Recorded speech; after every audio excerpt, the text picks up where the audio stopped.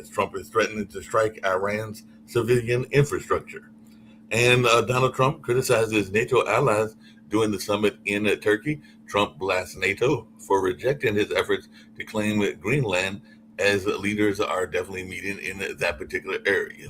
Trump says he is very upset with NATO as Iran attacks Greenland demands up in the summit. So definitely this is something going on as well. French court rules on Marine Le Pen's embezzlement appeal. Marine Le Pen launches a French presidential campaign after court decision to shorten the ban. Le Pen says she'll run for French presidency next year despite the court-ordered monitor. So that's something that folks are talking about as well. Far-right leader Marine Le Pen says she will run for president of France after court lifts the ban. A German doctor jailed for killing 15 of his patients. The doctor with lust for murder convicted in death of 15 patients in Germany, sentenced to life in prison. Berlin court sentences a doctor to life for murdering 15 patients under palliative care. So that's something that folks are talking about as well. Moss promise in India's Ayatad settlement scaled back over funding shortfall. And Nigel Farage resigns as Clacton MP to trigger a by-election. So Farage rival rules out standing in Clacton by-election. And Trump ally and hard-right leader Nigel Farage triggers vote in bid to clear his name. Farage told me he would quit politics after Brexit. Now he's married in scandal. He should do it and mean it, is what Simon Jenkins reported it in an editorial in The Guardian. So definitely that's something folks are talking about as well. Vladimir Zelensky seeks air defense aid at NATO summit. So definitely how to get Patriot missiles to Ukraine. Zelensky presses NATO for air defense system after intense Russian strikes.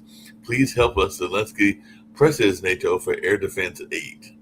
U.S. launches new strike on Iran, revokes oil sale permit after 3 ships attacked in the Strait of Hormuz.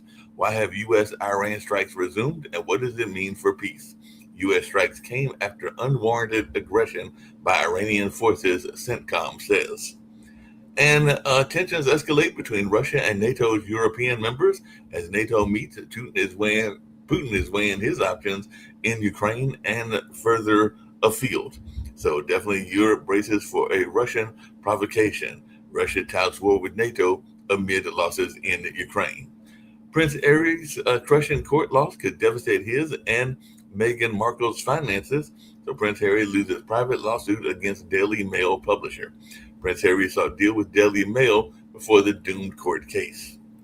And Russia's largest oil refinery halts production after drone attack, sources say. Russia's offensive campaign assessment. Ukraine intensifies its attack on Russian strike ships in Azov Sea. Ukrainian drones hit Russian largest oil refinery, as Zelensky says Siberia now within reach. And Greenland is not for sale, Denmark's Frederiksen reminds Trump. Trump says the U.S. could let Ukraine make Patriot missiles after meeting with Zelensky. Denmark says it will defend Greenland as Trump threatens to revive NATO crisis. So Trump renews Greenland threats at the NATO summit, says the U.S. could remove troops from Europe. So that's something that folks are talking about as well. ICE agent shooting in Houston. An ICE officer fatally shot a Mexican man in Houston during a traffic stop. ICE agent fatally shot the man in Houston during a targeted enforcement operation. And former Pfizer headquarters in Midtown Manhattan is unstable, while the collapse of the Pfizer conversion means it's time to address the Leaning Tower of Lower Manhattan at 161 Maiden Lane. So support beams buckle in Manhattan high-rise, triggering some temporary relief and everything like that. The Manhattan building has been stabilized. Some evacuations lifted after collapse was feared. But definitely officials are confident temporary shoring has stabilized the buckling New York City high-rise. So they temporarily shored it up. Preliminary hearing for alleged Charlie Kirk assassin begins. Investigators detail surveillance of Tyler Robinson on the day Charlie Kirk was shot. Suspect threatened with Charlie Kirk's group. Suspect interacted with Charlie Kirk's group before killing, prosecutors say. And Erica Kirk comforts a stranger in tears during a hearing for husband's accused assassin, Tyler Robinson. Graham Plattner faces sexual assault allegations in Maine Senate race. these main Democrats there are some main Democrats that might be those that will replace Graham Plattner in the Senate race. The low-key lawyer at the center of the search for a Plattner replacement is what some people are talking about as well. And Trump at the NATO summit, Trump says he doesn't want anything to do with Spain and is cutting off all trade. I wonder what Nick has to say about that as Trump lashes out at Spain, cuts off all trade, and Trump, definitely that is something going on. So apparently there's a battle between Trump and the country of Spain. And Hedges cancels meetings with Netanyahu over the possible sale of F-35s to Turkey.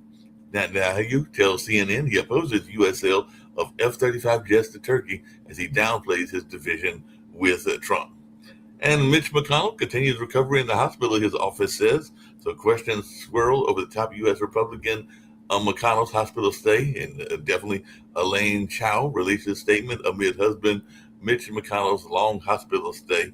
And the statement says the secretary was on a long-planned trip in China to support her family's philanthropic endeavors. During the trip, she met with a number of people, including the U.S. ambassadors. The senator's health did not warrant an immediate return to the U.S., is what was said in this particular press release. So definitely we'll get to that. And Trump administration is threatening some things going on in Oregon. So Trump has definitely got some things taking place in the Oregon area as well. So Trump administration threatens Oregon election leaders with criminal charges. DOJ warns states to threatens criminal action over non-citizen voting and all along those lines. So you're going to bring in a Rick Rosner, see what he's got to say. I see Lee Newton Rhodes is in the background and everything, so maybe he'll pop in or not. And we'll see if Nick pops in, since Spain was in the news, and apparently Trump is getting ready to lay some tariffs on Spain. But what are you seeing on Drudge and in other news sources? We're bombing Iran, and Iran is bombing us, and so there's no ceasefire. And oil prices have gone back up. Will this affect prices at the pump? Probably eventually. Let's see what oil's at. Well, prices are up 5% to $78 a barrel. Wow. Which is pretty pricey. If it gets up to 90, that's when you're going to start seeing gas within a few weeks go back up over $4 a gallon. $4 a gallon. Well, like I said, I get around by mass transit, so I don't have to deal with that as much and everything, but it is still out there even for buses, because even though the buses are free here, they do still have to run on diesel and stuff like that. So I'm sure that eventually if they ever get us back to non-free buses, it'll probably impact the cost of the bus ride and everything like that. Because right now the buses, at least in my city, are free. They were free in the cross city buses, which is what we call TTA, which is like between Durham, Raleigh, and Chapel Hill. But now there are two cities that have been free for a while. Chapel Hill's been free for decades and everything. So Durham and Chapel Hill are free, but if you're going to catch a bus in Raleigh, it's going to cost you money. And if you want to catch a TTA between the cities, it's going to cost you money as well. I don't think it's that much. I think it's like $2. But yeah, I'm sure the prices will go up based on the cost of maintaining buses. So I think the period, like Biden got in a lot of trouble for the period of time, 20 weeks or so, when gas was above $4 a gallon. Right. And I believe we're approaching that time now, that we're looking at week, 16 or 17 of high gas under Trump. So, though Trump seems to be more immune to trouble from his followers, will stick with him more than Biden voters stuck with Biden. So we'll see what happens. So we'll see how this all plays out and things in that space, but it'll be interesting to see what goes on in that way. Plattner, the main Senate candidate, has 5 days to drop out and be replaced by a new candidate. He's still weighing his options. More and more people. I mentioned 3 candidates, but I have no idea who they are because I didn't get that far. But who are the 3 potential? I don't know. It's Maine. It's 3,000 miles from me. I don't know. What's going on? We'll have to find out. And I don't know. I think one of the candidates may be a lawyer and an activist lawyer, but other than that, I don't know much about the candidates, even though it's not as far from me as it is from you, but it's still far enough away that I don't really follow main politics and everything like that. So we'll have to see what folks are going on. Hey, Dr. Sharif, how's things going? I know you've got the wisdom thing going on. I did have your show run earlier today where you had some think they were transhumanists or something like that. They were doing a conference and you aired it on your network, so I aired it on our network and everything. And they were doing like a salon. I think it was on Sunday, and they've done like 3 or 4 weeks of this and everything like that. So, how are things going in your world, and how is wisdom going? Yeah, thank you. Actually, I write a book based on wisdom leaderships. What is the benefit of wisdom as a wisdom leaders, and when we bring wisdom in our leaderships, what is the benefit we have? We identify few components which are very important for human progressions. Number one, we need to know thyself. We have to understand who we are. Number two, we need to identify our objectives, how we can contribute for the betterment of the humanity. Number three is we need to welcome technologies. We do not have any options, but definitely human will take the leads over technologies. Number four, we need ethical practice in politics, ethical practice in government agency, ethical practice in corporations, academia, media, financial institutions, and everywhere. And when we work as a community, let's see what the POT TV has, this community actually help us to grow as a human. We will help each other, right? The World Talent Economy Forum is an economical forum based on talent, based on wisdom, based on innovations, which is the key component for us. So I'm very happy. Western world, they are very positive to welcome new things. I want to say this is not new things. You can go to Quran, Torah, Jabur, Injil. Everywhere you can find the wisdom. The world actually developed based on wisdom and innovations. So in Stanford University, my professor, Dr. Edelman, he always said that all design is redesign. So this wisdom leadership actually redesigning the previous one. So in the AI era, we should focus on human. We should focus on human job. We should focus on human economy. We should focus on human sustainability. That is the key component for us. The same way, not only this Western world, corporations, media, and political party, I get involved in the global south, with this university, with this industry, with the corporate, with this wisdom. And this way, we can create a greater opportunity for us. We can create a better world. We can create a humanity-based action. And we do not need more wire. We do not need more investment in the like wire and militaries and so on. We should invest in humanity. We should believe in humanity. By this way, we can bring great success for us. Let's say this is a podcast where Rick Rosner come. Rick Rosner, definitely one of the best intellectual in this planet. Mark come. Mark is one of the great media person in this planet. And definitely we have technology. With the technology, I'm from Bangladesh, you are from Silicon Valleys and so on. You just join in this podcast. My request to this global community, technology is very important. Without technology, we cannot run. But we should not develop such kind of technology which will create problem for us. So we should focus on ethical AI. We should focus on ethical finance. We should focus on ethical politics and policy, and which is very important. So I request you all to join in this wisdom affairs and make a better world. There is no difference in between global north and global south. Everyone same. Just we need to connect each other. We do not need more competitions. We need collaborations. And Asia is the future. Asia is the economic power. So let's focus on humanity and the economical engagement and make a sustainable life and better life. Thank you. Yep. So you mentioned transhumanism, and you had a conference on it. We're early days of transhumanism. Transhumanism is using high technology to vastly extend human lifespan and capabilities. With using, AI calls it three main pillars of transhumanism.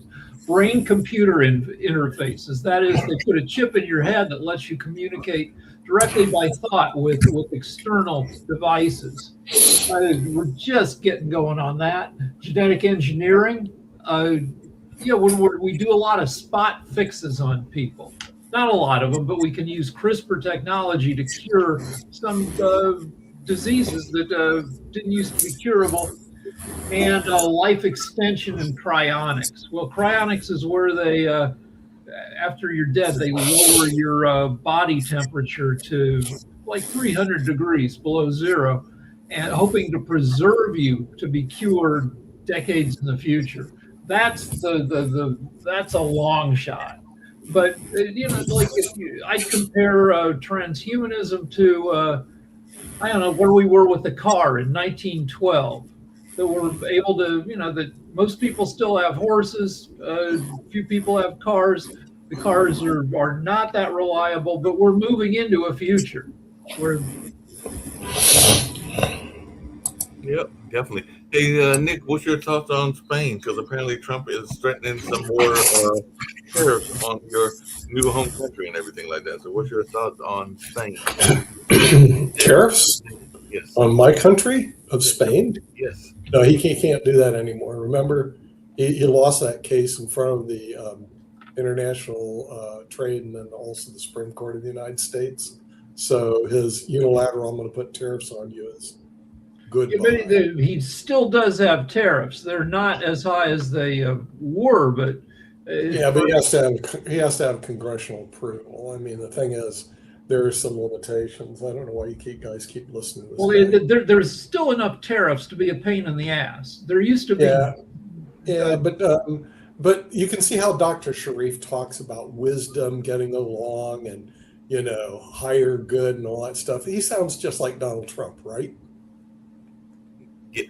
No, Donald Trump doesn't know what he's talking about. Donald Trump. I can't hear you. What'd you say? Donald Trump said they were bombing Japan in his press conference. He makes a lot of mistakes. He gets confused.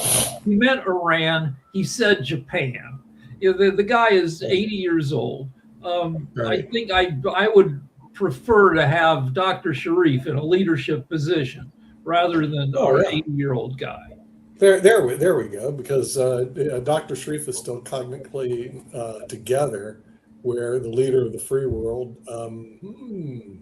may or may not be. And the next couple of years are going to be very telling, because he'll go to 81 and 82. You see what I mean? And it doesn't get any better than this. So we'll see. As was a Chinese proverb says, may you live in interesting times. So it was kind of interesting to listen to Dr. Sharif, who talks about getting together, collaborating, working for a better world, working together. Then what we should do is do a side by side comparison, then have Donald Trump blather on. That'd be very funny, don't you think, Rick? People do all sorts of side by side comparisons. One of the biggest ones is people yell at Jake Tapper, who wrote a whole book about Biden's mental decline. And it's like, hey, Jake Tapper, where are you for this guy's mental decline?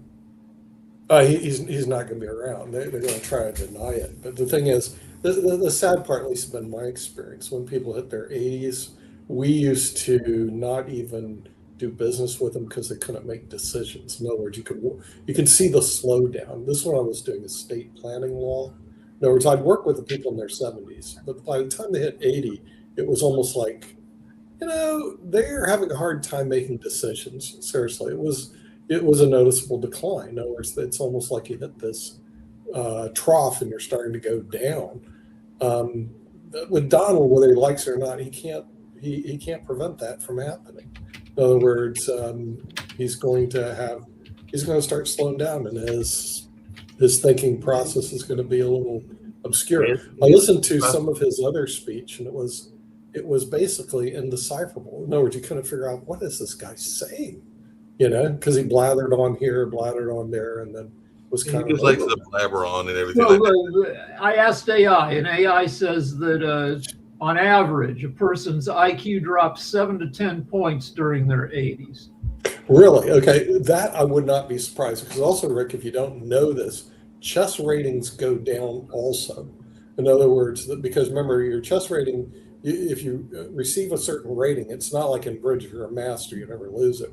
Here, your rating will actually go down if you don't perform very well. It goes up if you do. I've watched all the players as they got older, their ratings started to go down. I was going, you know, they just can't do what they used to be able to do.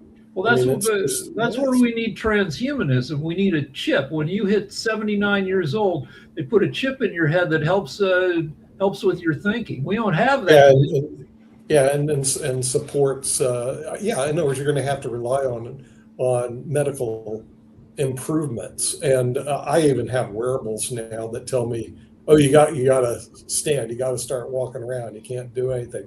And then I got a whole list of new drugs that may be helpful. They said even metformin has I've been on possible. metformin for like 20 years, even though I'm not diabetic. It's a great Yeah, drug, even if yeah. you don't have. They even say metformin's a life extension drug. Yeah, Too. that's why I It's use it. It's yeah, and it's one of the most prescribed drugs in America. More than 50 million prescriptions written per year in right, America for metformin, right. which makes you use your insulin more efficiently. It's got Yeah. And then there was some promising, resveratrol was a promising life expectancy, like the extended trouble life. with resveratrol is that you need to inject it. If you eat it, if you swallow a pill, your Yeah, liver knocks it out. It's tough to get a lot of drugs passed through your digestive system unless you're willing to use needles.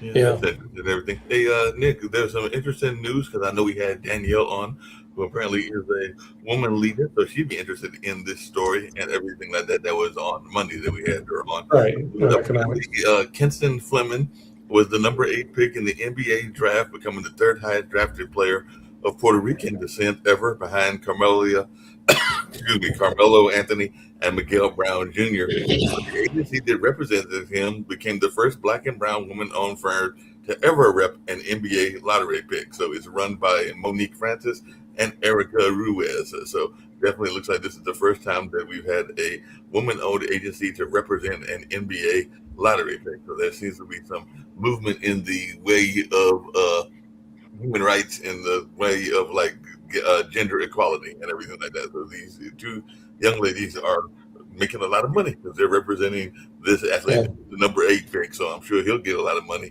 and they, as his agent, will also get a lot of money as well. So it looks like, you yeah. know, So It's what they they, call raining money.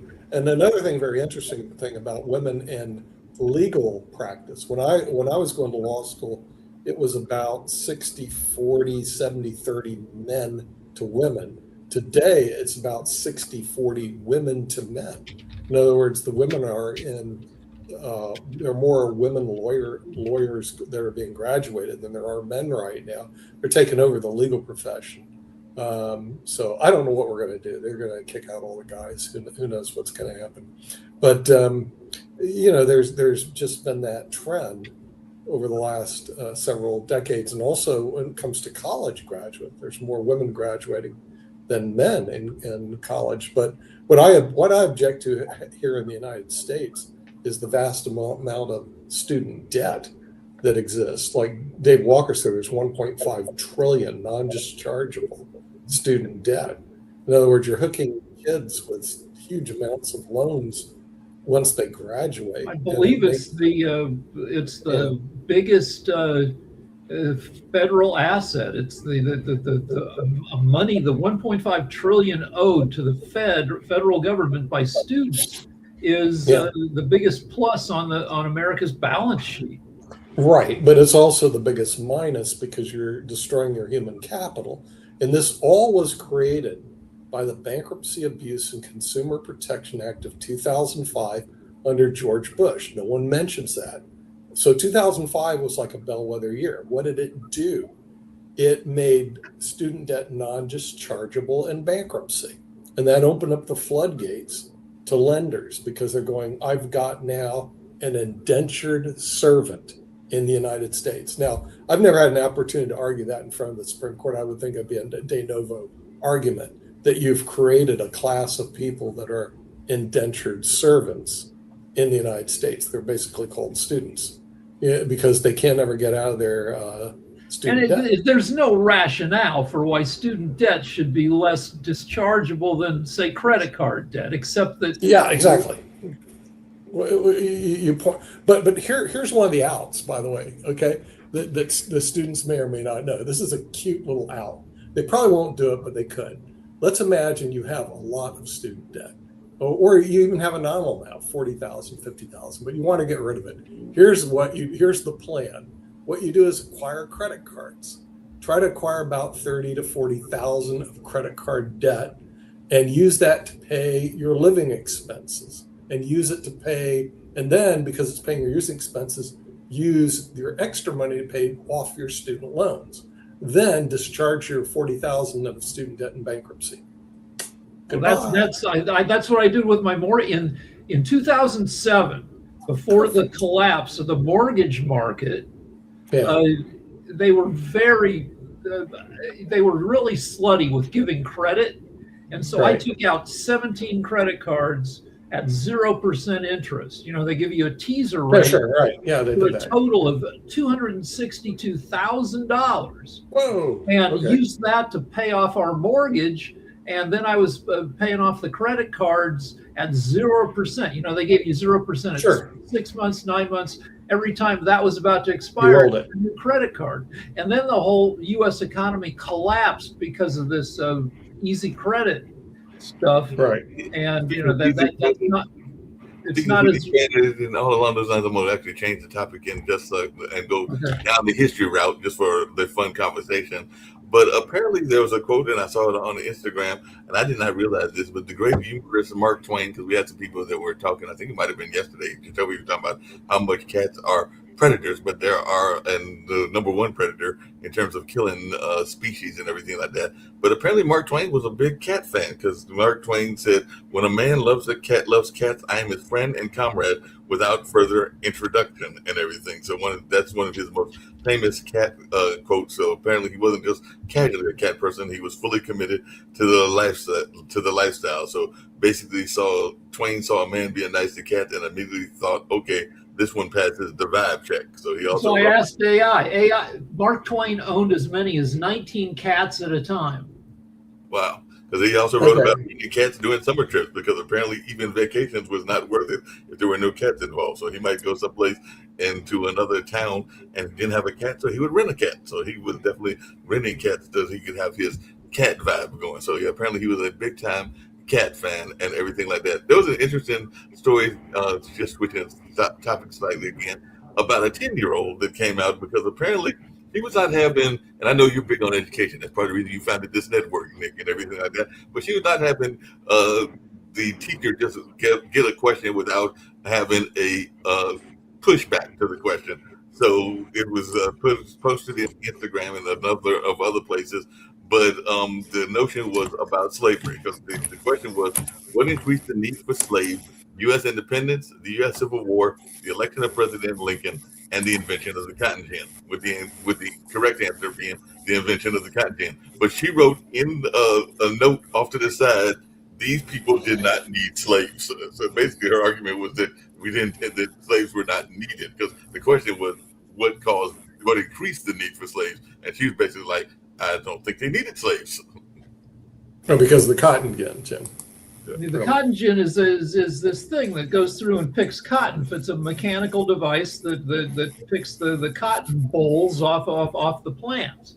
But before the invention of that, you couldn't profitably raise cotton if you had to pay for labor, because cotton's a very labor-intensive crop.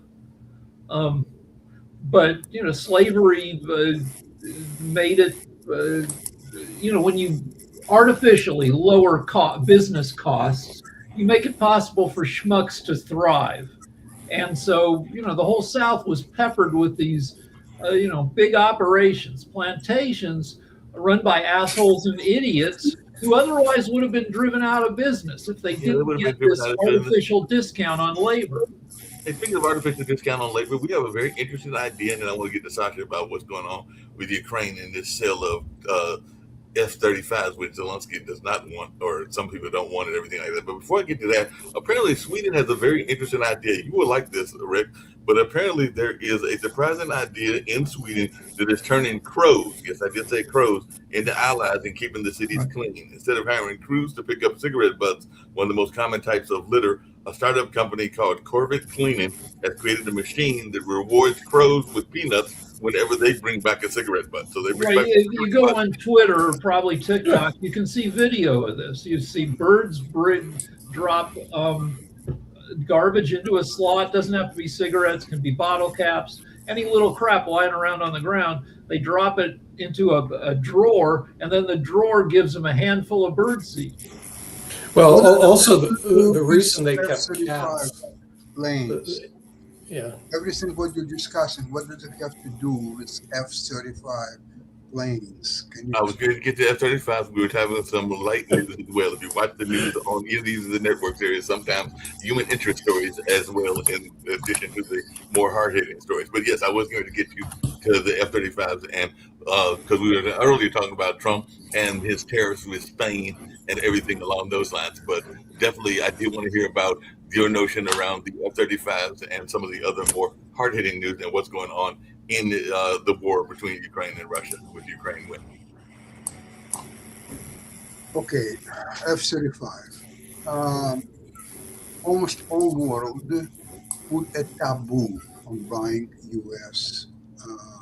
F-35 planes.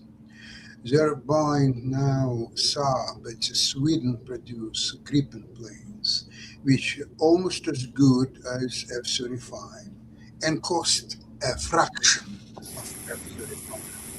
So there might be a situation, one of 1,000, where if it's a full-scale war and those who have F-35 have advantage of those who have Gripen planes, they are still a little bit better.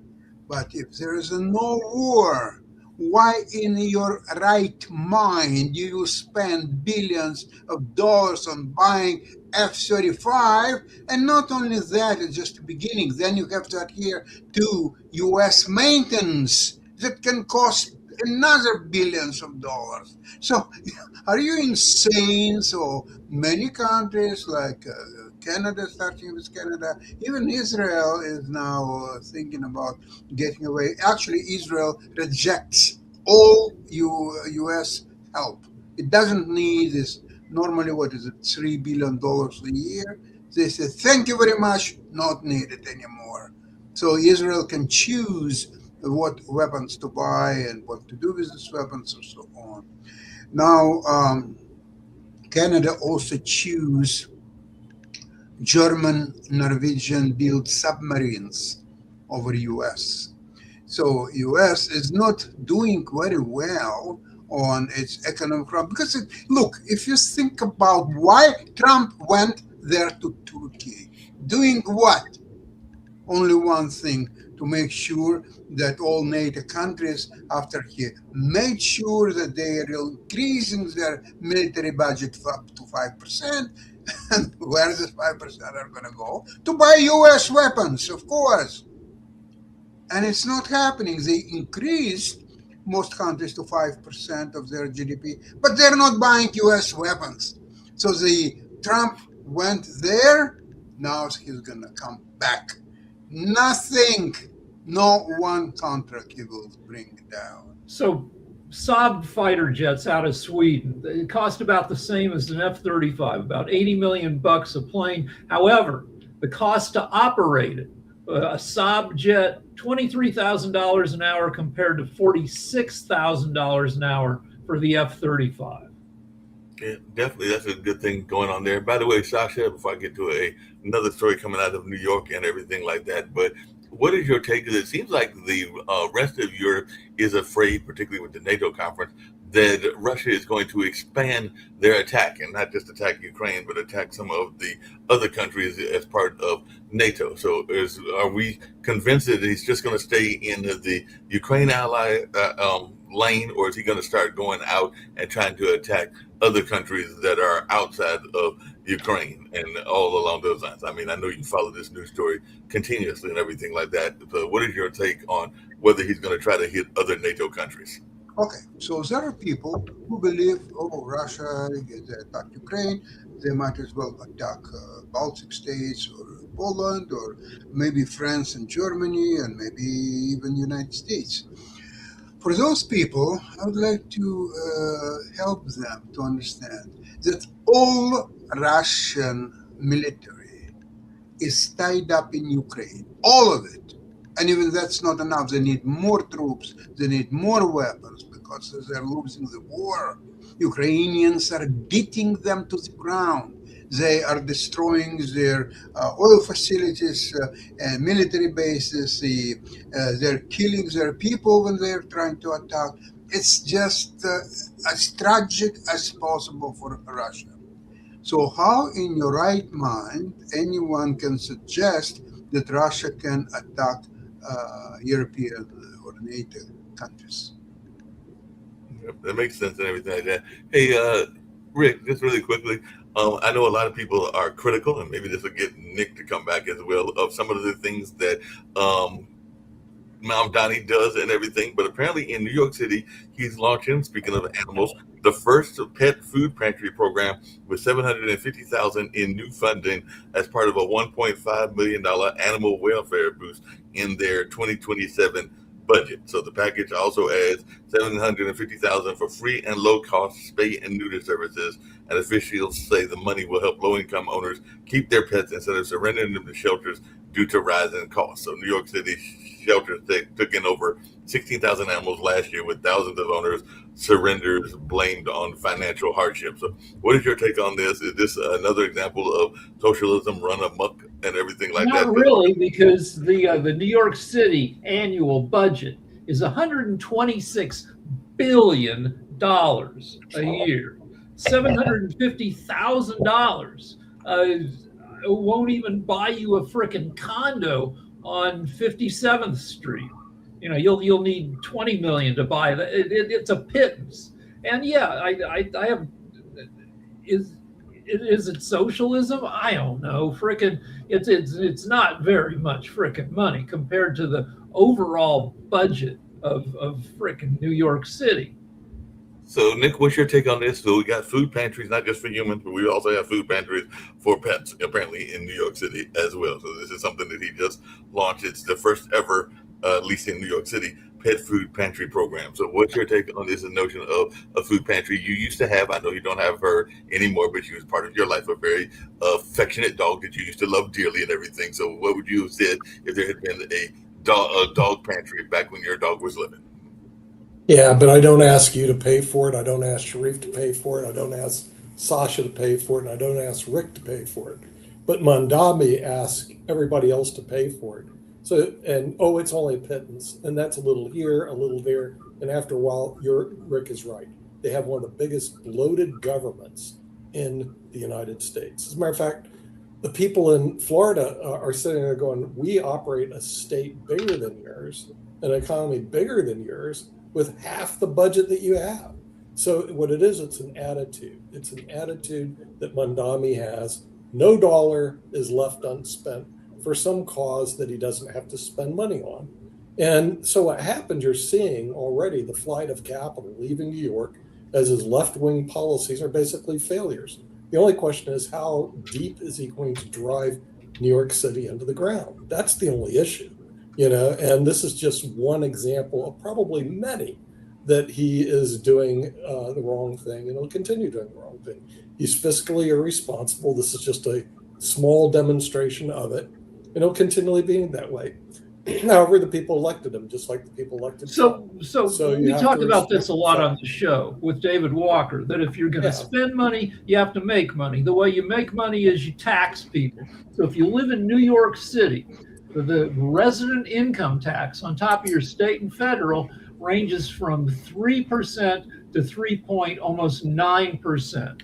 So Okay, and that's great and wonderful. What's the income tax in Florida? in Florida, I don't think they get you different ways. Like if Florida has what you're going to say they have zero income tax, That what is about correct. property tax? So Well, they have property taxes in New York. Okay. And so the thing is, what happens is that people don't like paying taxes. So, and they certainly don't want to pay taxes to support other people's whimsical ideas like Mondami. However, people elected Mondami, just like people elected Trump. So my question, there's nothing wrong with Mondami. What's wrong with the people in New York City? How can they not see? It's because they never took basic economic classes. well, but also they understand what like this guy's living just in New doing. York City, where New York City is. Have you ever lived there? I lived there when it was all janky in the '80s, and it was still a hell of a town. And it's gotten better since the '80s. They cleaned it up in the 2000s, and it's a great town. And if you have to pay like 3% more for the privilege of living there, a lot of people are willing to do it, especially if you've got one of those increasingly rare good jobs where you're making 300 grand a year. Yeah, but what's going to happen when those rare jobs leave, which is what you're saying? Did you see the outflow of capital? Well, then because you of have to move Mondami? to Queens or Staten Well, Island. no, they're leaving the whole city. As a matter of fact, ExxonMobil. When I was in New York, and I worked in Manhattan for 5 years, I even had a summer residence in Greenwich, Exit 5 on the Greenwich, on the interstate. There was a company called ExxonMobil. You may be familiar with it. It's a huge oil company. They got sick and tired of New York's craziness. They moved their headquarters to Las Colinas, which is in the Dallas-Fort Worth area. It is still in Las Colinas. It left New York. But there were a lot of Fortune 500 companies and major companies that are leaving New York City. They're just quietly, they're just going, we're tired of this garbage, and they're leaving. So there goes $47 billion worth of jobs out the door.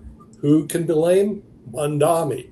So now the question is, like I said, it's not if, it's when will New York be back into trouble as they were in the 70s? Because I don't know if you remember in the 70s, Rick.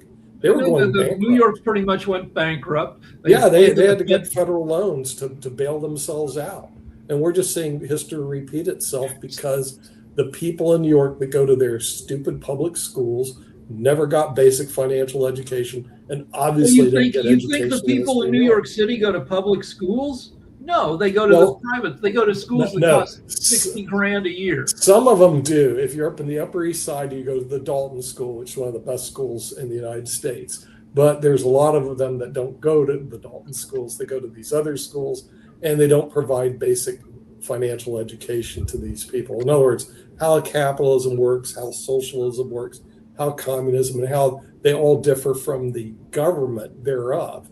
In other words, I hate the people that say, oh, communism, socialism is bad. I mean, because I went through Russian communism. Wait. Okay, there's a difference between the administration of a system and an economic system. The administration of the system was bad. The economic system is what it is. And I'll give you a good example. The Roman Catholic Church is a communist organization. Okay, it's just administered differently by the Pope. Well, let's ask Sasha, who's actually lived under Soviet communism. He went through, but the thing is, the administration was different than the economic system, is what I'm saying. In other words, he was sitting in Ukraine, back then Ukraine, which was under the Soviet system. So the administration was different. Okay, and that's the real problem. It's how it's administered. What do you mean by administration was different? Okay, in other words, I'll give you an example. There's a thing called the Catholic Church, right? And all these priests and nuns and all these people that go there, they're all in a communist system. I'm serious. In other words, you see what I mean? But it's administered differently by the Pope. In other words, the Pope doesn't have this weirdness that the communists, Leninists, Marxists built into their system. Families, for the most part, are communist. In other words, like Dr. Reich, he doesn't go tell his wife, well, this is for me and this is for you and you get this and blah, blah, blah. They basically share the goods that come into their families. So a lot of families are basically a communist system of economics, but they're administered differently.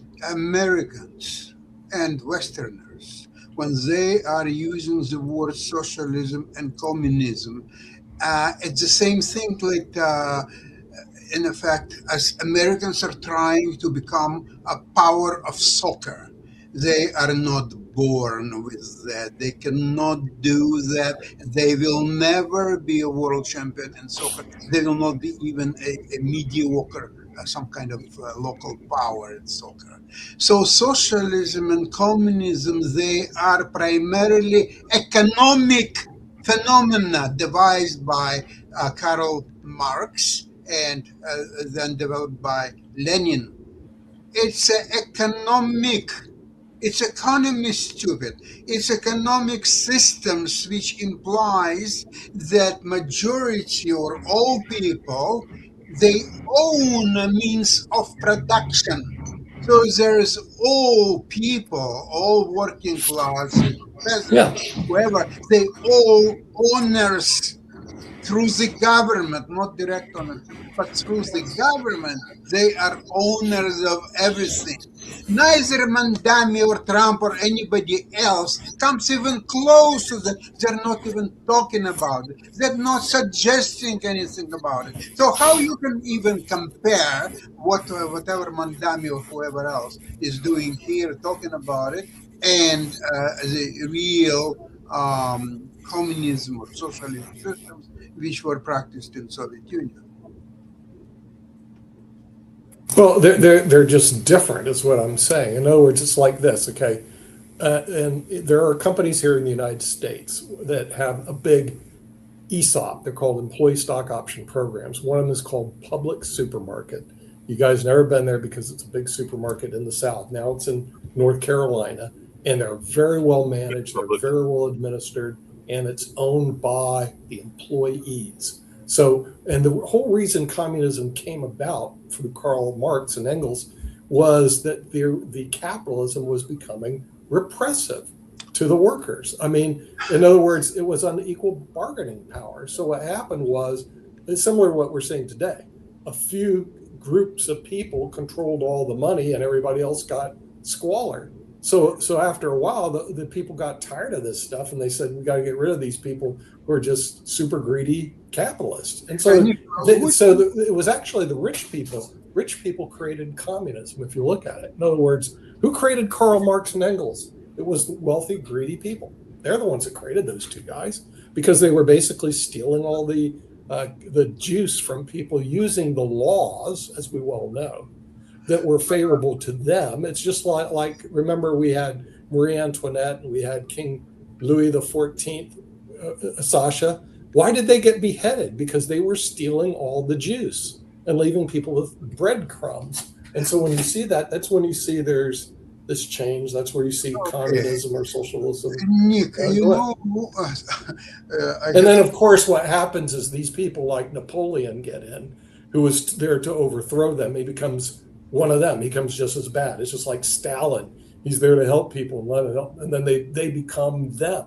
They become the people that they were trying to get rid of. I'll tell you one example of somebody who is much worse than Stalin. It's Donald J. Trump. He's much worse than Stalin, because Stalin would never play all these games with the politics, with Bitcoin, with calling the FIFA to eradicate the red card. And so there was a huge punishment for Belgian players. They just showed Americans who they really are: midgets, real nobodies in soccer. You know, when you take soccer, there's one particular very important thing for you to understand. In American sports, like American football, for example, and so on, the name of the game is bigger, faster, stronger. These three components, okay? None of it matters in soccer. None of it at all. It's the skills. It's skill game. It's a talent game. And you don't understand that, and you'll never understand that until the day you die. You just won't get it. It's a skills. It's honed for dozens of years. They're practicing when they're 3 years old. They're already practicing with the ball and trying to kick it this way or that way. So it's becoming their second nature. And Americans are getting bigger, stronger, and faster. Okay, welcome to. But forget about soccer. Okay, get bigger, get stronger. It's all fine. But never say a word soccer. It's completely against American nature, American values, American anything. Because anybody on the streets of Buenos Aires, regardless how deprived the kid is, he can practice his soccer skills from the age of 3 and then playing in a local team set when he is 5 or 6 years old, and then go on and on and on. So that's what's lacking in America. Everybody dreams about bigger, stronger, and faster. Okay, I'm going to run, I'm going to bring weights and so on. Welcome, but never say a word in soccer. It's not yours. Now, a little bit about Karl Marx. You mentioned something. You know, a very interesting letter. He was sponsored by his very wealthy friend, industrialist by the name Friedrich Engels. So, already late in his life, Marx wrote a letter to Friedrich Engels. And you know what he said in that letter? He said, I wish I would know anything a little bit about the business, and I would be able to start a little business and be happy man. But it's too late for me now to learn that. So now I have to criticize the capitalistic system, which I'm doing. And thank you very much for sponsorship, but that's all what I can do for the rest of my life. So somewhere down inside, Marx understood that this system that he invented is very defective system. It has its defects. But you see, in Soviet Union, they went as far as even Marx wouldn't be able to go. They can completely eradicated the men and women, for that matter, from the ownership. So whenever you describe the supermarket that is owned by the workers there, it's never happened in Soviet Union. It would be owned by the state. Remember, state is the owner. Now, this little people who are running around the supermarket, they could be appointed managers, workers, salaried workers, by hours working or whatever, but never owners. That's the biggest difference. So never try to say that Mandami or Trump or anybody else are socialists or communists or anybody. They are not. They could be anything. They could be much worse than Hitler, and they could be anti-Semites. They could be just criminals, if you want. Criminal only Trump. Of course, Mandami is not. But you cannot make them socialists and communists. They are not. Okay? Yeah, well, so it's my belief that your friend Donald Trump never took an economics course in his life. And also Mandami the same way, never took even one basic economic course in his life. So here are these people we have leading the quote unquote free world and the biggest city in the United States have zero background in economics whatsoever. So this is what we're seeing in the United States. Unfortunately, in our public system, our leaders are very poor. And David Walker points that out. They're not only very poor, they're also very poorly educated. So you have the leaders of our free world, unfortunately, go through Trump's entire administration. Their leadership skills are lacking, or Sasha, they're misplaced. Robert F. Kennedy has no background in medicine whatsoever. He's an environmental lawyer. Go look at his CV. No one would ever hire him to run a hospital, a medical practice, or anything to do with medicine. Yet he's heading the largest group in the United States, Health and Human Services. Can you believe that? And this is what I'm saying about the misplacement. And then when you look at his attorney, and that was Pam Bondi, She graduated from not even a top 100 law school. In other words, she couldn't even get a top 100 law school. And she doesn't have any extra credentials. What was she doing being the Attorney General of the United States? There are at least 10,000, if not 100,000 lawyers in the United States, which So would how, make a how better could she Attorney General. jump from nowhere to the top position being? It's because people in America are stupid. There's no other explanation for Donald Trump being president of the United States except stupid Americans. Not that they're, or I wouldn't say stupid, they're ignorant. In other words, if they had good educational schools in the U.S. that would train them on basic economics and basic civics, which David Walker has advocated, Trump would never be in public office ever, because he's not qualified. I mean, I don't like him or dislike him. He's just unqualified. That's all. But let me ask you, Nick, would Americans would be better off if they would vote for Kamala Harris to become president? Or Well, Donald Trump? that's the reason Trump's in Yeah. office. Okay. In other words, Kamala Harris pushed Trump into office because it was like a last minute shift. And the Democrats did not vet a proper candidate. If they did, they would be in control of the presidency. But the way their vetting system was is, oh, let's go find the closest person to Joe Biden. Oh, there she is. We'll make her the president. Come on.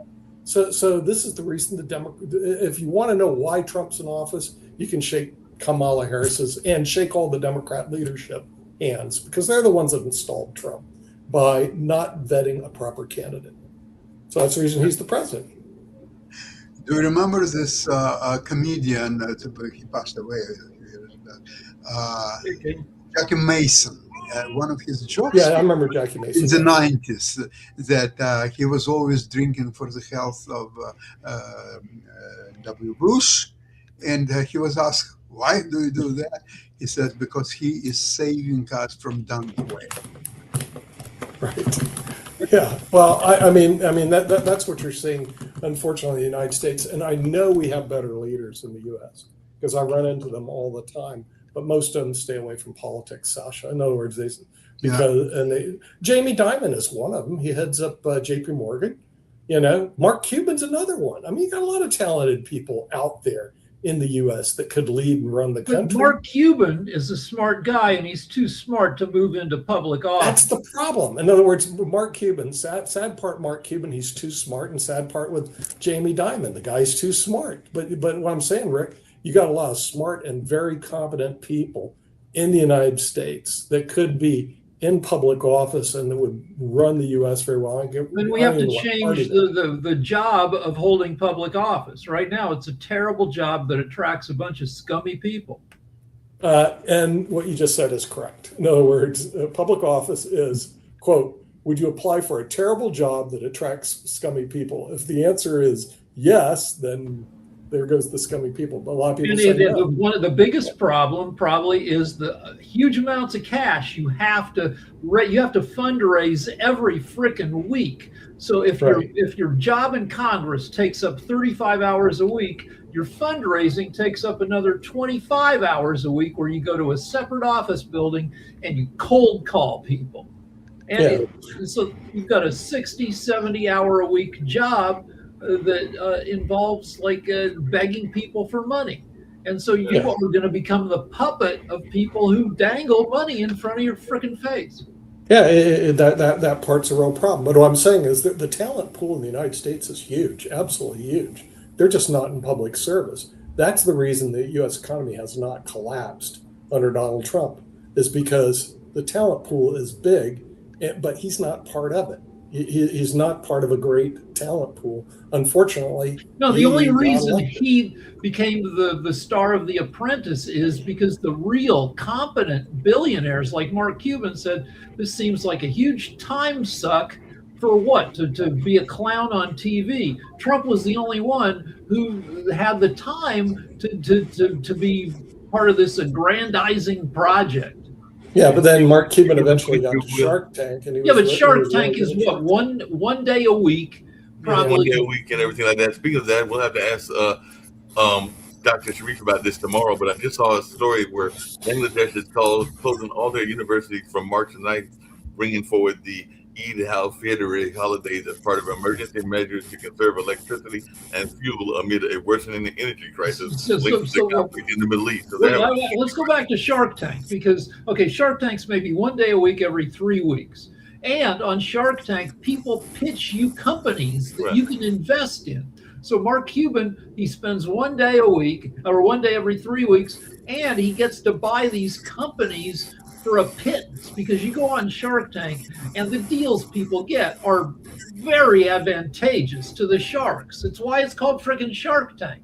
So it's worth Mark Cuban's while compared to The Apprentice, which any reasonable business person would have turned down. Don't forget also that for sharks, there are special set of skills required. They have to understand the business structure, they have to understand the potential marketing and so on. Nothing of that was in Apprentice. Absolutely nothing.